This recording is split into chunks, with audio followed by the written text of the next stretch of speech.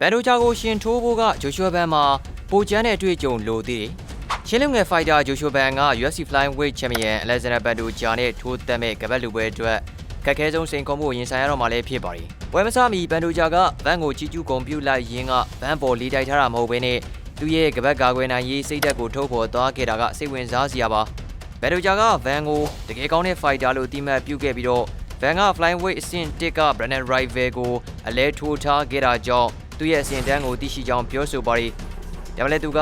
ကျွန်တော်ဒီကပတ်ကိုထိန်းသိမ်းလာတာ2နှစ်လောက်တောင်ရှိပြီ။ကျွန်တော်ဘဝတစ်ခုလုံးပေးဆက်ခဲ့ရတာဗျာ။ဆိုပြောခဲ့ပြီးတော့ကပတ်ကိုတန်ဖိုးထားပုံကိုပေါ်ပြခဲ့ပါတယ်။အဓိကပြဿနာကတော့ဘန်ဒိုဂျာကဗန်ထက်အသက်17နှစ်တောင်မှကြီးနေတာပါ။ဘန်ဒိုဂျာကဗန်ကအခုမှအသက်24နှစ်ပဲရှိပါသေးတယ်။သူနောက်ထပ်10နှစ်လောက်အထိထိုးနိုင်အောင်ပါလေ။ဒါပေမဲ့ကျွန်တော်ကတော့ဒီကပတ်အတွက်သူ့လောက်ကြိုးစားခွင့်မရှိတော့ဘူး။အဲ့တော့ဒီချိန်မှာလဲဒီကပတ်နဲ့ကျွန်တော်ကပဲအောင်ပွဲခံသွားမှာပါလို့ပြက်သားပြောဆိုလိုက်ပါတယ်။ဒီစကားတွေအရဘန်ဒိုဂျာဟာဒီပွဲကိုပေါ်ပြက်ကစားလာမဲ့ပုံမပေါ်ဘဲနဲ့သူ့ဘဝအတွက်နောက်ဆုံးကြိုးစားအားထုတ်မှုတွေအဖြစ်မှတ်ယူထားပြီးတော့လာရောက်ရှင်ပြိုင်မဲ့သဘောကိုပြသနေတာကြောင့်ဘန်ဒရက်ကတော့သူ့ရဲ့ professional ဘဝမှာခက်ခဲဆုံးပွဲစဉ်ဖြစ်လာမှာပါ။ UFC မှာနောက်ပေါက် fighter တွေကဝါရင်ကြီးတွေကိုအနိုင်ယူပြီးတော့ကပတ်သိမ်းပိုက်ခဲ့မှုတဲ့ရာဇဝင်ကောင်းတွေရှိနေတာကိုလည်းမေ့ထားလို့မရပြန်ပါဘူး။ဒီဇင်ဘာ6ရက်နေ့မှာထိုးသက်မဲ့ဗန်နဲ့ဘန်ဒိုဂျာတို့ရဲ့ကပတ်လူပွဲမှာမြန်မာပရိသတ်တွေအတွက်အားတက်စရာတစ်ခုကတော့ကျွန်တော်ရဲ့ကနဝင်ဖိုက်တာကြီးအောင်လအန်ဆန်တယောက်ပွဲကိုကိုယ်တိုင်သွားရောက်ကြည့်ရှုအားပေးမယ်လို့ကြေညာခဲ့တာပါ။အောင်လအန်ဆန်ကသူ့ရဲ့ Facebook ကနေ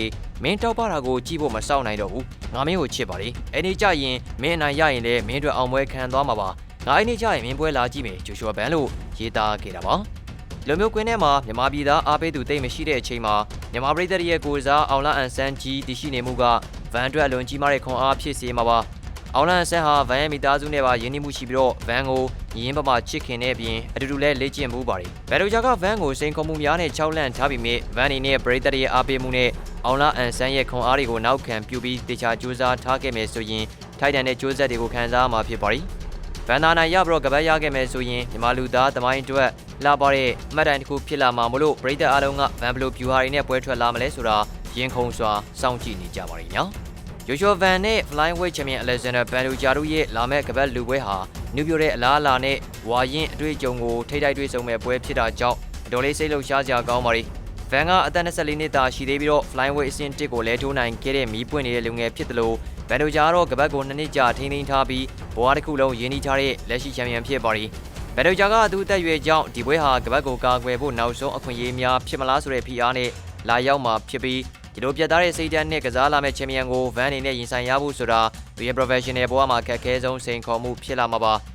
UFC ရာဇဝင်အရလူငယ်တွေကဝါရင်တွေကိုအနိုင်ယူခဲ့ဘူးတာကြောင့်ဗန်အတွက်မျှော်လင့်ချက်ရှိနေပြီးတော့မြန်မာကနွင်အောင်လအန်ဆန်လိုပုံကိုကြီးရဲ့ကွင်းထဲလာရောက်အားပေးမှုကလည်းဗန်ရဲ့စိတ်ဓာတ်ခွန်အားကိုအကြီးကျယ်မြင့်တင်ပေးနိုင်တာမလို့ဒီပွဲစဉ်ကဗန်ရဲ့ viewer ပိုင်းစွမ်းဆောင်ရည်ပိုင်းကိုအပြည့်အဝစောင့်ကြည့်ရမယ့်တိုက်ပွဲတစ်ခုဖြစ်ကြောင်းပါခင်ဗျာ။